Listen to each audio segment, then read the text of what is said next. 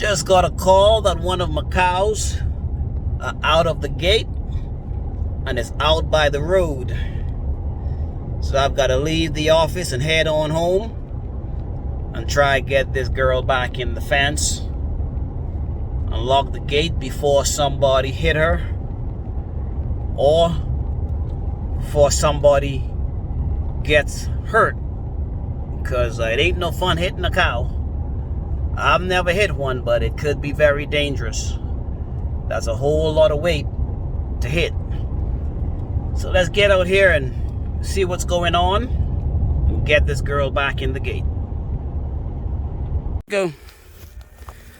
There's some of the fun stuff you got to deal with. You get a cow, get out of the gate. So we got to round her up and get her back on in. Get on in there, girl. Now I've got to close this gate. Good girl. Go along. Some of the joys and pleasures of messing with cows. They'll get out. You got to leave your office to come round them up. Now I've got to walk back down here to my truck.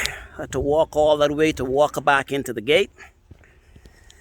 But it's a part of what we do. Whew, it's no fun. But somebody's got to do it. Just get her done. Get her done. So it is as hot as Hades out here. My goodness. So let me get on the side before I get run over. Well, we got that cow inside, came home, cool off, took my long sleeve and jacket off. In the shop now. Well, I got a handful of messages today from a few buddies of mine talking about this 2,000 plus head of cows that died in this heat wave in Kansas, asking me what I think. Well, I don't want to get into a whole lot of rabbit's nest, but that there sounds awfully suspicious to me.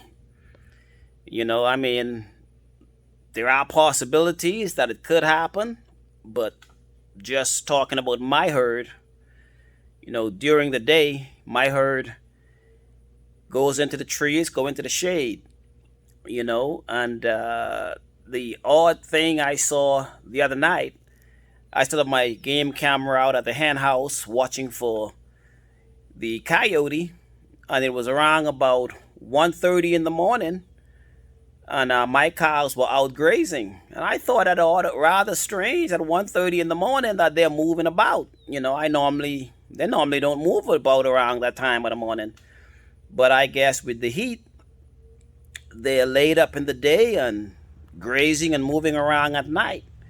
You know, during the day they'll come out, drink water, and go back into the trees. And I guess if it cools off enough, they're out in the day. But that was probably about a week ago.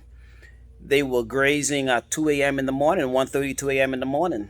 So I could see where, you know, you can have some cows that get stressed, some cows that run into trouble, some cows that die. But I don't know, man. It's awfully suspicious to me that 2,000 plus, and I think I was reading something where they said it could be up to 10,000 cows all at one time in one heat wave in Kansas. And I most believe that we're experiencing the same heat wave.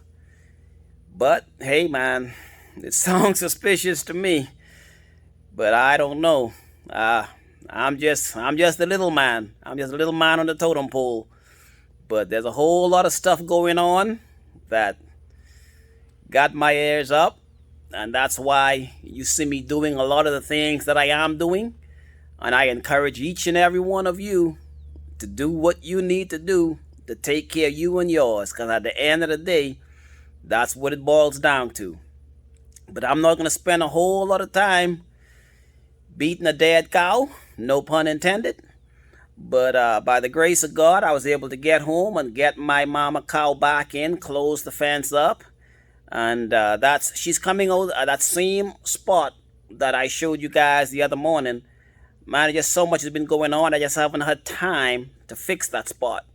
But I'll see to it that within the next few days, this weekend, I get that spot fixed, because I would hate for her to get hit and lose her, but more so, I would hate for somebody to hit her and they themselves get injured or even get killed, because if you in a car and that big cow roll over the top of that car, she could squish you in there. So I'm going to see to it that I get that hole fixed and make sure that she's not getting out from no other locations.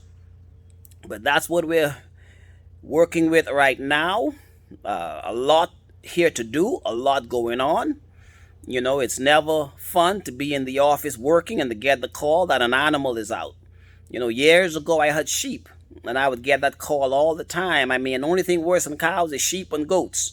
You know, this is the first time in a long time I got a call that a cow was out. But when I had those sheep, I would get a call just about every week, every other week.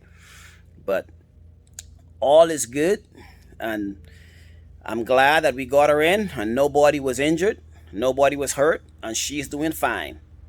That's it for today. As always, you all continue to take care of yourselves. Be safe out there. I'll talk with you next time.